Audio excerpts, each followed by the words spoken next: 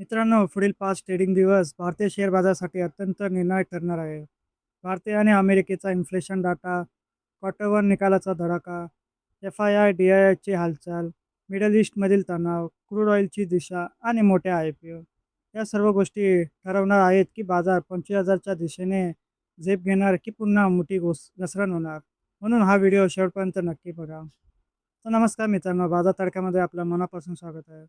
चॅनलला नवीन असाल तर चॅनलला सबस्क्राईब करा आणि बेल आयकॉन प्रेस करायला विसरू नका. चला तर मग कोणताही वेळ न घालवता जाणून घेऊया या आठवड्यात बाजारासाठी कोणते मोठे ट्रिगर्स आहेत. सर्वप्रथम मागील आठवड्याकडे पाहूया. शुक्रवारी शेअर बाजारात जोरदार रिकव्हरी पाहायला मिळाली. सेन्सेक्स आणि निफ्टी जवळपास 1% वाढले. मात्र संपूर्ण आठवड्याचा विचार केला तर बाजारात मोठी अस्थिरता कायम होती. यामागचे मुख्य कारण म्हणजे मिडल ईस्टमधील वाढलेला तणाव. गुंतवणूकदारांमध्ये अजूनही सावध भूमिका कायम आहे. अमेरिकेचे बाजार सकारात्मक बंद झाले. नॅसडॅक आणि डाव जोन्समध्ये फारशी घसरण झाली नाही, परंतु गिफ्ट निफ्टी भारतीय बाजारापेक्षा किंचित खाली व्यवहार करत असल्याने आठवड्याच्या सुरुवातीला बाजारात थोडा दबाव दिसू शकतो. या आठवड्यात भारताचा CPI इन्फ्लेशन आणि अमेरिकेचा इन्फ्लेशन रिपोर्ट जाहीर होणार आहे. हे आकडे अत्यंत महत्त्वाचे आहेत, कारण RBI आणि US फेडरल रिझर्व्ह व्याजदराबाबतचे निर्णय महागाईच्या आकड्यावरचं निर्णय घेतात. महागाई कमी झाली तर बाजारासाठी सकारात्मक वातावरण तयार होऊ शकते. तर अपेक्षेपेक्षा जास्त महागाई असल्यास बाजारावर दबाव वाढू शकतो. त्याचबरोबर आता क्वार्टर वन निकालाचा हंगाम वेगाने सुरू झाला आहे. बँकिंग, IT, ऑटो, फार्मा आणि फायनान्स क्षेत्रातील अनेक मोठ्या कंपन्यांचे निकाल या आठवड्यात येणार आहे.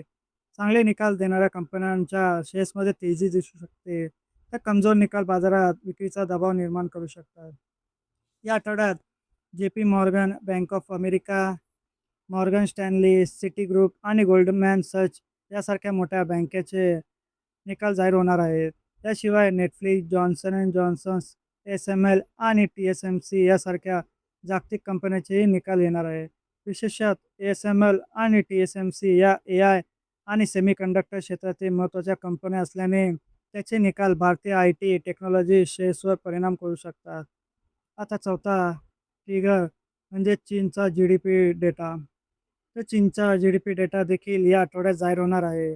चीन ही जगातील दुसरी सर्वात मोठी अर्थव्यवस्था आहे. त्यामुळे अपेक्षेपेक्षा वेगळे आकडे असल्यास त्याचा परिणाम जागतिक बाजारासह भारतीय बाजारावरही होऊ शकतो. आता पाचवा ट्रिगर म्हणजे सध्या बाजारासाठी सर्वात मोठा धोका म्हणजे मिडल ईस्ट मधील तणाव. इराण, इस्रायल आणि अमेरिकेतील घडामोडीवर संपूर्ण जगाचे लक्ष आहे.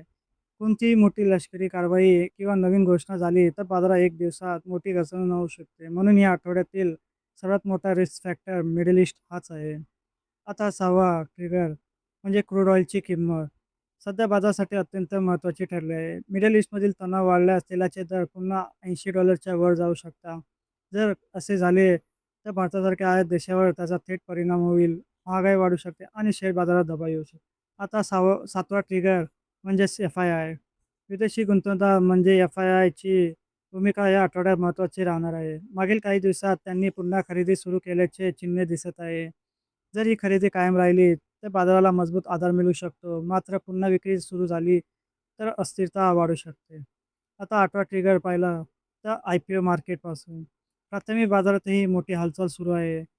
सध्या बाजारात आलेल्या मोठ्या IPOपैकी एक SBI फंड मॅनेजमेंटच्या IPOकडे सर्वांचे लक्ष लागले आहे. याशिवाय आणखी काही मोठे IPO देखील गुंतवणूकदारांना आकर्षण ठरवले आहे. आता नवा ट्रिगर पॉईंट पाहिला तर गव्हर्नमेंट पॉलिसीकडून सरकारकडून येणाऱ्या कोणत्याही मोठ्या घोषणावर देखील बाजाराचे लक्ष असेल. EMS क्षेत्रासाठी करण्यात आलेल्या बदल आणि इतर आर्थिक धोरणे सरकारच्या प्रत्येक निर्णयाचा संबंधित क्षेत्रात शेअरवर परिणाम होऊ शकतो. तसं टेक्निकल व्ह्यू पाहिला तर तांत्रिकदृष्ट्या पाहिला तर 24,200 हा निफ्टीसाठी महत्त्वाचा सपोर्ट आहे. तर वरच्या बाजूला 24,500 आणि त्यापुढील पातळ्या महत्त्वाच्या रेसिस्टंट ठरतील. मात्र लक्षात ठेवा, मिडल ईस्टमधून आणखी मोठी बातमी आली तर सपोर्ट आणि रेसिस्टंट दोन्ही काही क्षणात निष्प्रभ होऊ शकतात. तर कन्क्लुजन पाहिला तर हा आठवडा भारतीय शेअर बाजारासाठी अत्यंत महत्त्वाचा आहे. Inflation data, quarter one result, FIDI flow, middle east crude oil आणि जागतिक कंपनीचे निकाल या सर्व घडामोडीवर बाजाराचे दिशा अवलंबून असेल. म्हणून कोणतीही घाई न करता बातमीवर लक्ष ठेवा. तसेच हा व्हिडिओ आवडला असेल तर चॅनलला सबस्क्राईब करा आणि आपल्या मित्रांना शेअर करा आणि पुढील अशा महत्त्वाच्या शेअर बाजार अपडेटसाठी पुन्हा भेटूया. धन्यवाद.